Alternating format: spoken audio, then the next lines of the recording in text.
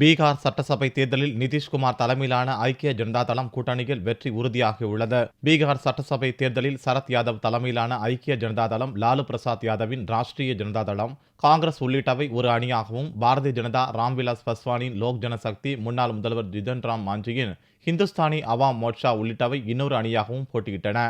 இந்திய communist, Marxist communist, forward bloc, RSP ஆகியவை மூன்றாவது அணியாக களம் கண்டன. பீகாரில் அதிக வலுவில்லாத பகுஜன் சமாஜ் கட்சியும் தனது வேட்பாளர்களை நிறுத்தியது.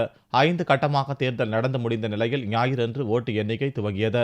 காலை 12 மணி நிலவரப்படி ஐக்கிய ஜனதா தள கூட்டணி பெரும்பான்மையான இடங்களில் முன்னிலை வகிக்கிறது. மொத்தமுள்ள 243 தொகுதிகளில் 241 இடங்களில் முன்னிலை நிலவரம் தெரிய வந்துள்ளது. இதில் ஐக்கிய ஜனதா தளம் கூட்டணி 152 இடங்களில் முன்னிலை வகிக்கிறது. நிதிஷ்குமாரின் ஐக்கிய ஜனதா தளத்தை விட லாலு பிரசாத் யாதவின் ராஷ்டிரிய ஜனதா தள கட்சி கூடுதல் இடங்களில் முன்னிலை பெற்றுள்ளது.